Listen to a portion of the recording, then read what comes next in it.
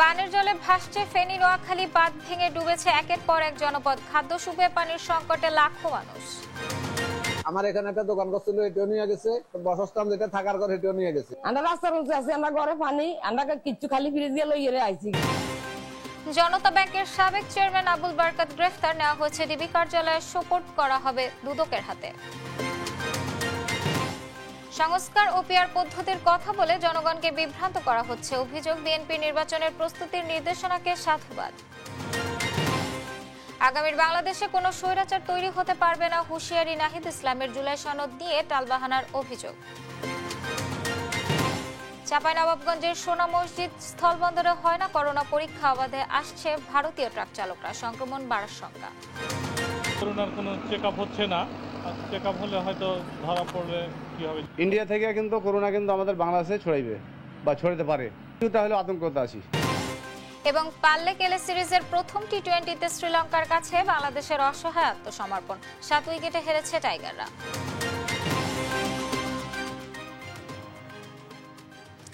দেখছিলেন সংবাদ শিরোনাম। সংবাদ সকালে, সাথে আছি আমি আফ্রোদিতি মোশাররফ পার্বণ। এবার বিস্তারিত। টানা 3 দিনের ভারী বর্ষণ ও ভারতের উজানের পানিতে ফেনীর মুহুরী, কহুয়া ও সিলোনিয়া নদীর বন্যা নিয়ন্ত্রণ বাঁধের 21টি স্থানে ভেঙে গেছে। তার মধ্যে মুহুরী নদীর 11টি, কহুয়া নদীর 6টি, সিলোনিয়া নদীর 4টি অংশে ভাঙনে অন্তত শতাধিক গ্রাম প্লাবিত হয়েছে। বাঁধের ভাঙন স্থানে তীব্র স্রোতে পানি ঢুকছে। সময়ের সঙ্গে নতুন নতুন এলাকা প্লাবিত হচ্ছে। পানি ঢুকেছে নোয়াখালী নিম্নাঞ্চলেও।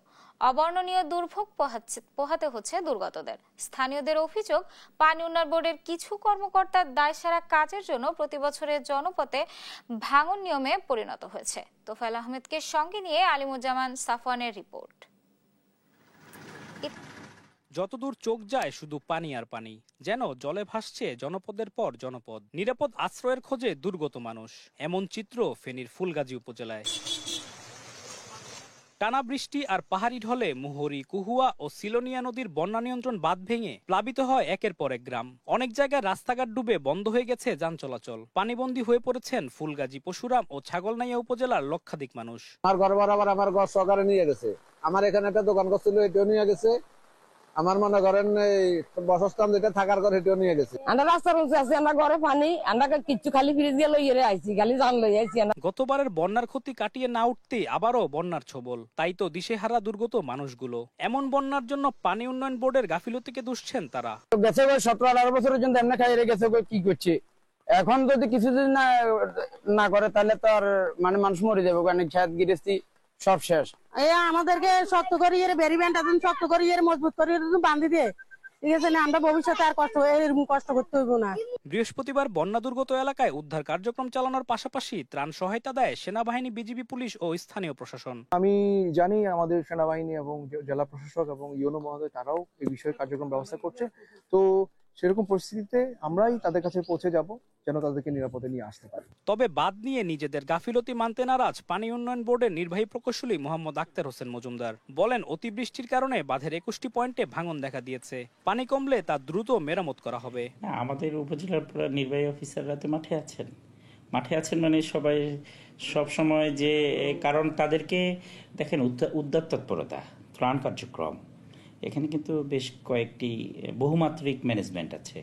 শুধু সার্বক্ষণিক একজন উপজেলা নির্বাহী অফিসার তো ত্রাণ নিয়ে যাবেন না। পশুরাম, ফুলগাজী, ছাগলনাইয়া ও ফেনী সদর উপজেলার আংশিক অংশে অর্ধশত আশ্রয় কেন্দ্রে বন্যা দুর্গত 6,500 মানুষ অবস্থান নিয়েছেন। তাদের খাদ্য সহায়তা দিচ্ছে জেলা প্রশাসন।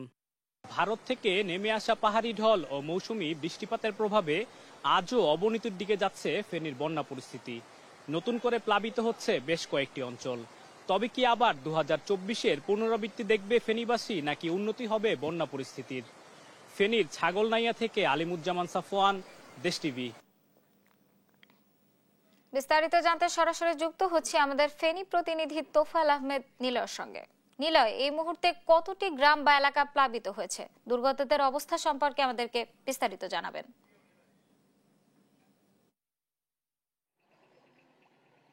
ধন্যবাদ। আপনি যেমনটি বলছিলেন, আসলে এখানকার যে গ্রামগুলো প্লাবিত হয়েছিল, আমরা গতকাল পর্যন্ত দেখেছি প্রায় শতাধিক গ্রাম ফেনী ফুলগাজী ছাগলাইয়া এবং ফেনী সদরের একাংশে এসব গ্রামগুলো প্লাবিত হয়েছিল। তবে আমরা সকাল থেকে দেখেছি বিভিন্ন উপজেলা নির্বাহী কর্মকর্তা যারা রয়েছে তাদের সাথে কথা বলে যেটি জেনেছি যে ইতিমধ্যে পরশুরাম এবং কি ফুলগাজীর এক অংশে বন্যা পরিস্থিতি অনেকটা উন্নতি হয়েছে। সেখান থেকে পানিগুলো নেমে ফেনী সদর এবং কি ছাগলাইয়া এই দুই উপজেলার দিয়ে কিন্তু পানিগুলো প্রবাহিত হচ্ছে, যার ফলে সেসব উপজেলাগুলোতে নতুন নতুন করে গ্রামগুলো প্লাবিত হচ্ছে।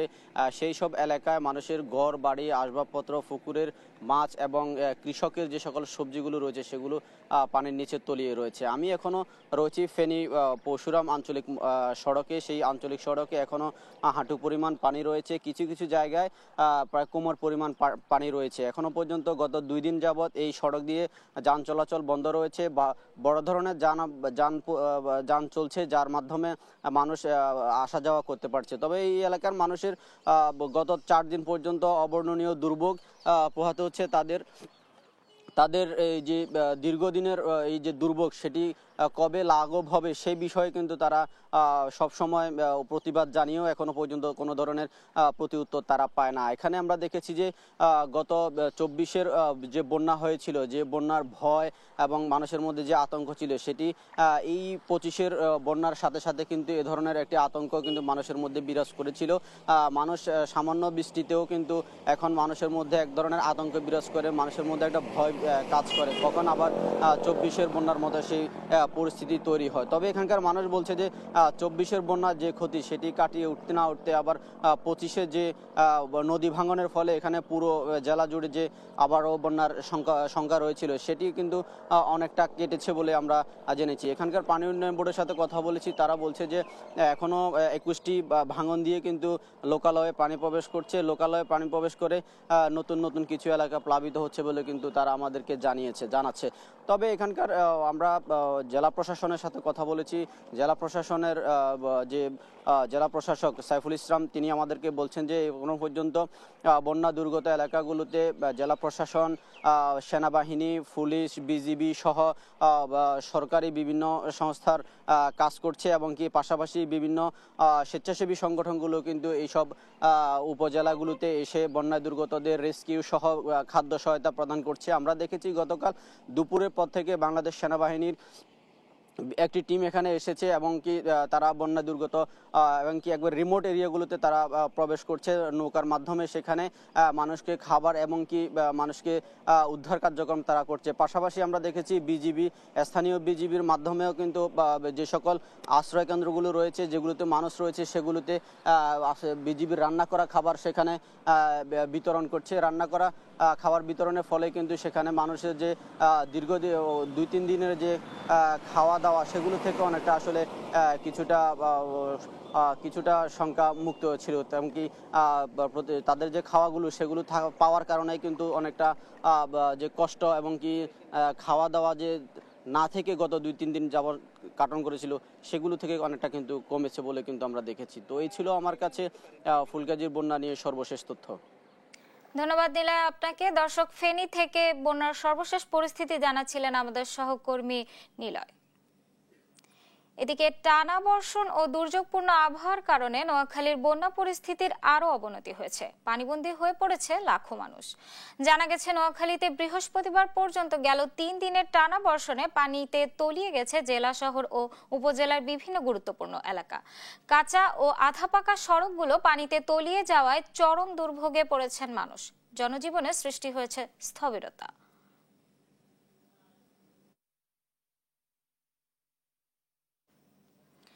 দুদকের করা ঋণ জালিয়াতি মামলায় জনতা ব্যাংকের সাবেক চেয়ারম্যান অর্থনীতিবিদ অধ্যাপক আবুল বারকাতকে গ্রেফতার করেছে পুলিশ। বৃহস্পতিবার রাতে রাজধানীর ধানমন্ডির 2 নম্বর রোডের একটি বাড়ির ফ্ল্যাট থেকে তাকে গ্রেফতার করে ঢাকা মহানগর গোয়েন্দা পুলিশ। জানা যায় তাকে ডিবি কার্যালয়ে নেওয়া হয়েছে। আজ শুক্রবার দুদকে সোপর্দ করার কথা রয়েছে। গেল 3 জন দুদকের উপপরিচালক নাজমুল হোসেন বাদী হয়ে বাংলাদেশ ব্যাংকের সাবেক গভর্নর আতিউর রহমান ও জনতা ব্যাংকের সাবেক চেয়ারম্যান আবুল বারকাত সহ 23 জনের বিরুদ্ধে ঋণ জালিয়াতি মামলা করে। অ্যানন্টেক্স গ্রুপের নামে ঋণ জালিয়াতি করে 297 কোটি টাকা আত্মসাতের অভিযোগ আনা হয় তাদের বিরুদ্ধে।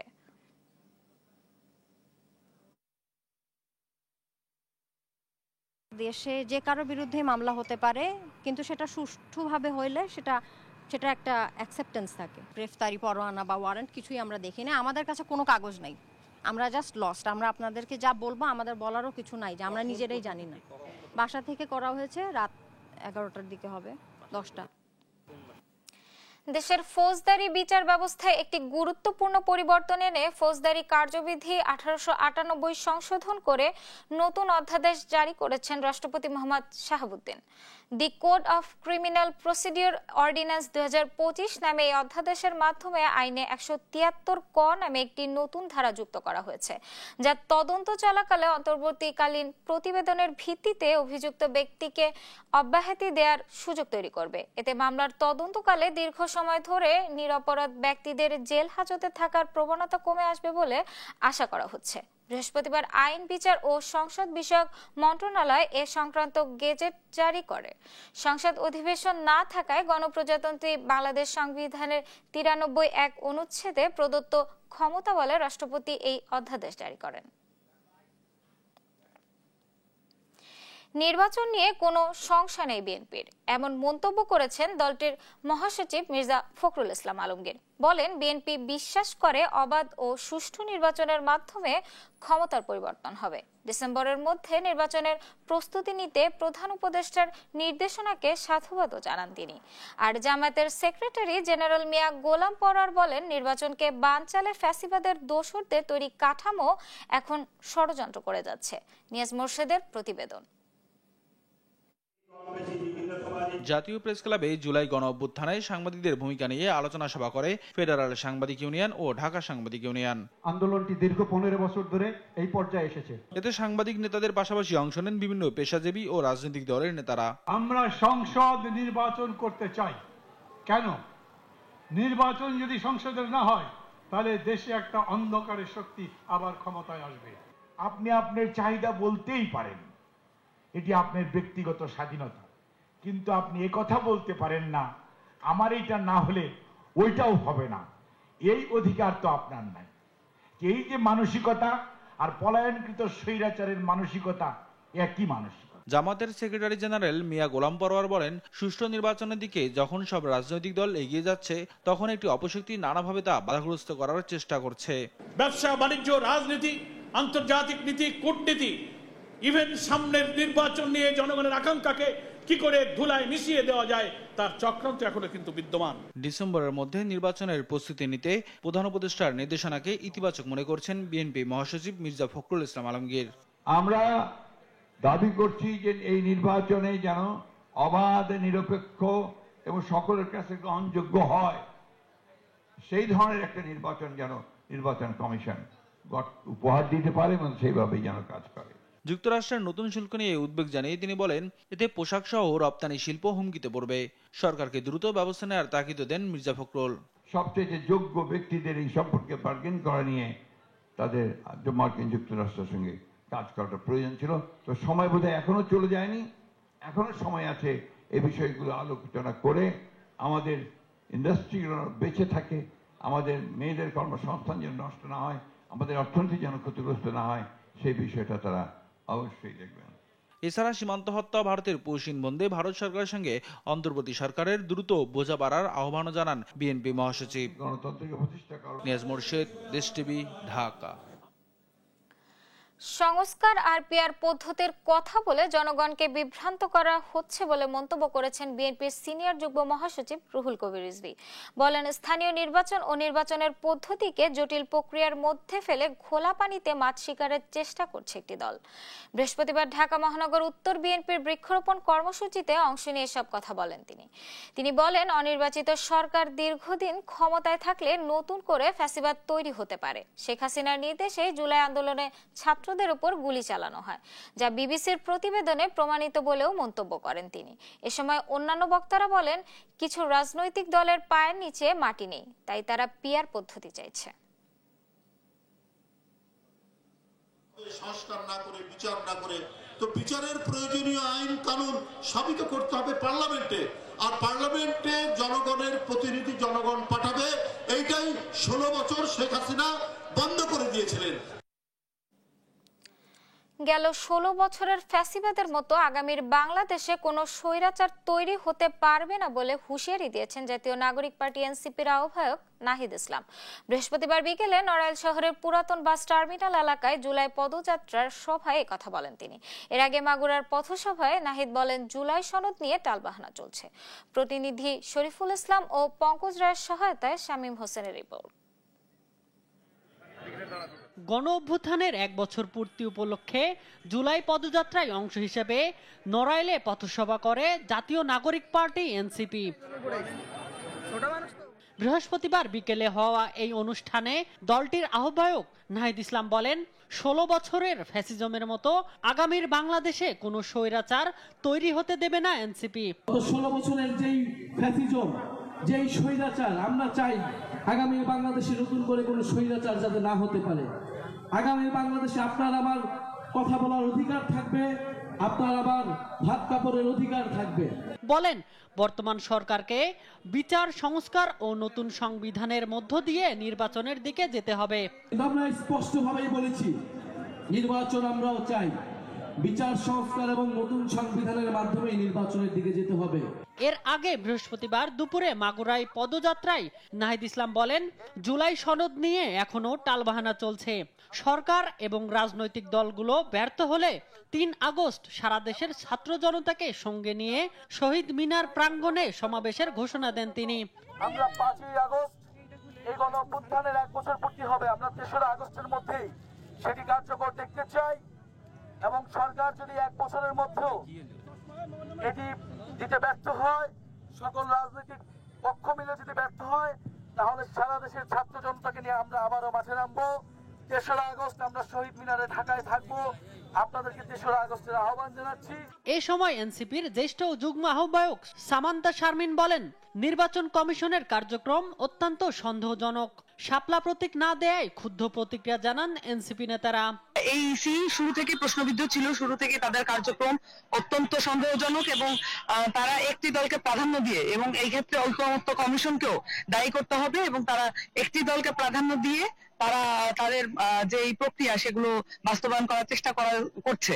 শামীম হোসেন, নিউজ ডেস্ক, দেশ টিভি।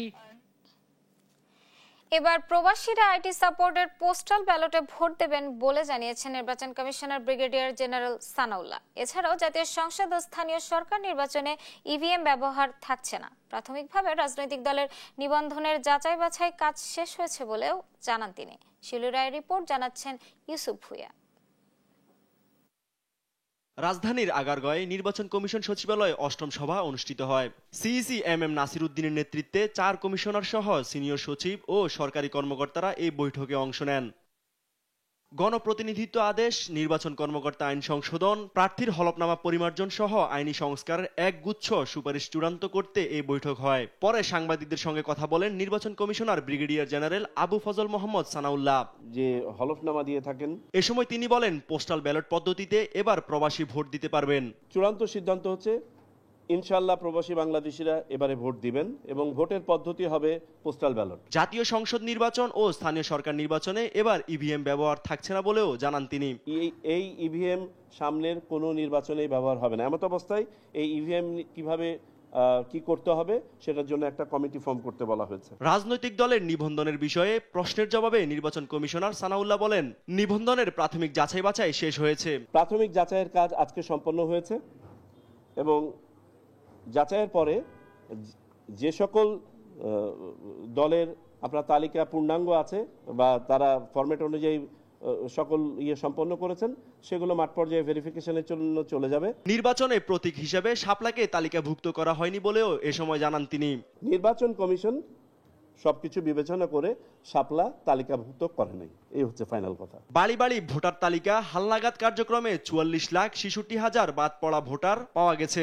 আগস্ট নাগাদ তারা চূড়ান্ত তালিকায় অন্তর্ভুক্ত হবেন বলেও জানান ইসি সানাউল্লাহ। 44,66,602 জন বাদ পড়া ভোটার আমরা পেয়েছি। ইউসুফ ভুইয়া, দেশ টিভি, ঢাকা। আর জুলাই হত্যাকাণ্ডের দায় স্বীকার করেছেন সাবেক পুলিশ মহাপরিদর্শক চৌধুরী আব্দুল আল মামুন। মানবতা বিরোধী অপরাধের মামলায় রাজসাক্ষীও হয়েছেন তিনি। জানান, জুলাই আগস্ট হত্যাযজ্ঞের বিস্তারিত তুলে ধরতে চান সাবেক এ পুলিশ প্রধান।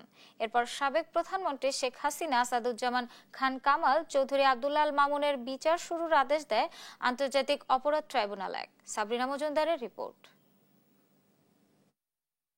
বৃহস্পতিবার সকালে জুলাই হত্যাকাণ্ডে সাবেক প্রধানমন্ত্রী শেখ হাসিনা, সাবেক স্বরাষ্ট্রমন্ত্রী আসাদুজ্জামান খান কামাল ও সাবেক আইজিপি চৌধুরী আব্দুল আল মামুনের বিরুদ্ধে অভিযোগ গঠন হবে কিনা তার আদেশ পড়া শুরু করে ট্রাইব্যুনাল 1। মোট 5টি অভিযোগ আনা হয় তাদের বিরুদ্ধে। আদেশ পড়াকালীন ট্রাইব্যুনাল বিচারপতি মোহাম্মদ মুহিতুল হক এনাম চৌধুরী সাবেক আইজিপিকে জিজ্ঞেস করেন তিনি অভিযোগ স্বীকার করছেন কিনা। এরপরই নিজের বিরুদ্ধে অভিযোগ স্বীকার করে রাজসাক্ষী হওয়ার আবেদন করেন চৌধুরী আব্দুল আল মামুন। পরে তার আবেদন মঞ্জুর করে অভিযোগ গঠনের আদেশ দেওয়া হয়। চৌধুরী আব্দুল আল মামুন সাহেব গ্রেপ্তার হয়ে আদালতে উপস্থিত ছিলেন। তাকে যখন অভিযোগ পড়ে শোনানো হয় এবং আদালত তাকে জিজ্ঞাসা করেন তিনি তাকে যে অভিযুক্ত করা আছে সেই ব্যাপারে তার বক্তব্য কি, তিনি তার দোষ স্বীকার করেছেন এবং তিনি বলেছেন তিনি একজন সাক্ষী হিসাবে এই যে ঘটনাটি মানবতা বিরোধী অপরাধ 2024-এর জুলাই আগস্টে হয়েছিল সেই অপরাধের সমস্ত কিছু যেহেতু তার জানবার কথা, তিনি সমস্ত তথ্য আদালতকে উদ্ঘাটনের ব্যাপারে সহায়তার মাধ্যমে তিনি অ্যাপ্রুভার হতে চেয়েছেন। ট্রাইব্যুনাল নিযুক্ত শেখ হাসিনার আইনজীবী আমির হোসেন বলেন আইনি লড়াই চালিয়ে যাবেন তিনি। আমার আসামিদের বিরুদ্ধে চার্জ গঠিত হয়েছে, অতএব চার্জ গঠিত হলেও জাজেসগণ একথাও বলেছেন যে আমি ডিসচার্জের প্রেয়ারে যে সমস্ত বক্তব্য দিয়েছি সেগুলি পরবর্তীতে বিচারের ক্ষেত্রে সাক্ষ্য প্রমাণ শেষে যদি এটাকে গ্রহণযোগ্য মনে হয় তখন সেটা কোনো আর বিবেচনা করবেন। এই মামলার সূচনা বক্তব্যের জন্য 3 আগস্ট ও সাক্ষ্য গ্রহণ শুরুর জন্য 4 আগস্ট দিন নির্ধারণ করেছেন আন্তর্জাতিক অপরাধ ট্রাইব্যুনাল। এদিকে আবু সাইদ হত্যায় বেগম রোকেয়ার সাবেক ভিসি হাসিবুর সহ পলাতক 26 জনকে ট্রাইব্যুনালে হাজির হতে পত্রিকায় বিজ্ঞপ্তি প্রকাশে নির্দেশ দিয়েছেন ট্রাইব্যুনাল। সাবরিনা মজুমদার, দেশ টিভি, ঢাকা। প্রকাশ হয়েছে এসএসসি ও সমমান পরীক্ষার ফল। গত বছরের তুলনায় এবার পাশের হার ও জিপিএ-5 দুটোই কমেছে। এবছর সারা দেশে গড় পাশের হার 68.45%।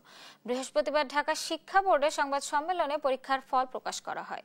এবার শতভাগ পাশ করেছে 984টি প্রতিষ্ঠানের শিক্ষার্থী, আর একজনও পাশ করেনি এমন প্রতিষ্ঠানের সংখ্যা 134টি। শিক্ষার্থীদের উত্তরপত্র মূল্যায়নের ক্ষেত্রে শিক্ষকদের ওপর ছেড়ে দেওয়া হয়েছে বলেও জানান ঢাকা শিক্ষা বোর্ডের চেয়ারম্যান।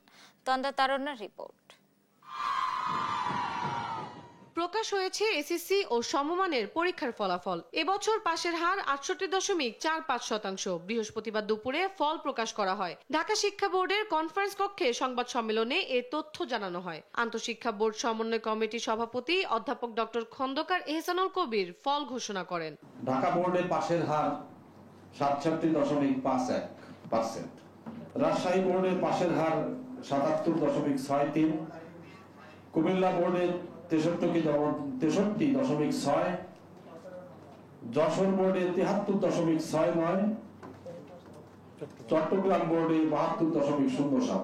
পরীক্ষায় অংশ নেয় 19,04,086 জন শিক্ষার্থী, যার মধ্যে জিপিএ-5 পেয়েছে 1,39,032 জন।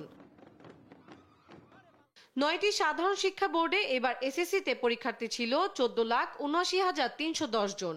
এর মধ্যে ছাত্র 6,99,553 জন এবং ছাত্রী 7,79,757 জন। পাশের হার 68.04%। জিপিএ-5 পেয়েছে 1,25,018 জন। ছেলেদের চেয়ে এবার এগিয়ে মেয়েরা।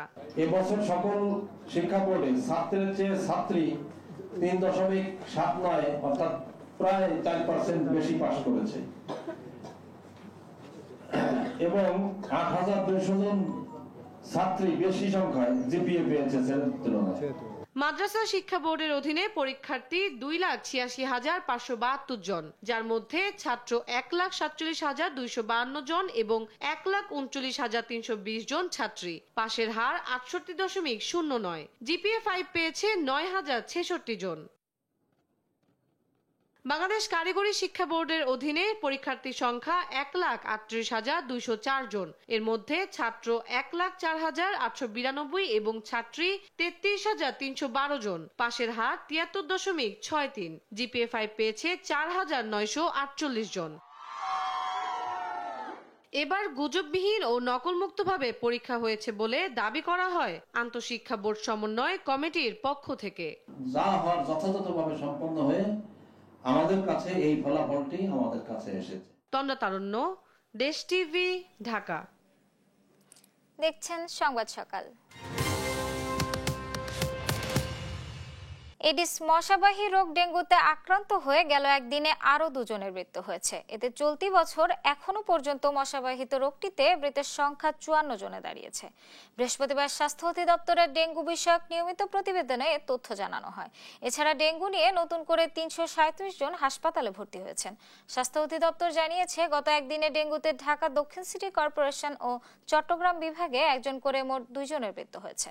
অন্যদিকে এই সময়ে সবচেয়ে বেশি ডেঙ্গু রোগী হাসপাতালে ভর্তি হয়েছে বরিশাল বিভাগে। গত 24 ঘন্টায় এই বিভাগ জুড়ে 101 জন ডেঙ্গু রোগী হাসপাতালে ভর্তি হয়েছে। সোনা মসজিদ ইমিগ্রেশন চেকপোস্টে মানা হচ্ছে না স্বাস্থ্য অধিদপ্তরের নির্দেশনা। ভারতের সীমান্ত ঘেঁষা চাঁপাইনবাবগঞ্জের শিবগঞ্জে অবস্থিত দেশের দ্বিতীয় বৃহত্তম স্থলবন্দর সোনা মসজিদে করোনা পরীক্ষার কার্যকর ব্যবস্থা নেই বলে অভিযোগ সচেতন নাগরিকদের। সম্প্রতি ভারতে ছড়িয়ে পড়া করোনার নতুন ভ্যারিয়েন্ট ঠেকাতে সীমান্ত এলাকায় সতর্কতা জারি করেছে স্বাস্থ্য অধিদপ্তর, কিন্তু সোনা মসজিদ ইমিগ্রেশনের এর বাস্তব প্রয়োগ নেই। সহকর্মী তারেক রহমানের পাঠানো প্রতিবেদন জানাচ্ছেন শামীম হোসেন।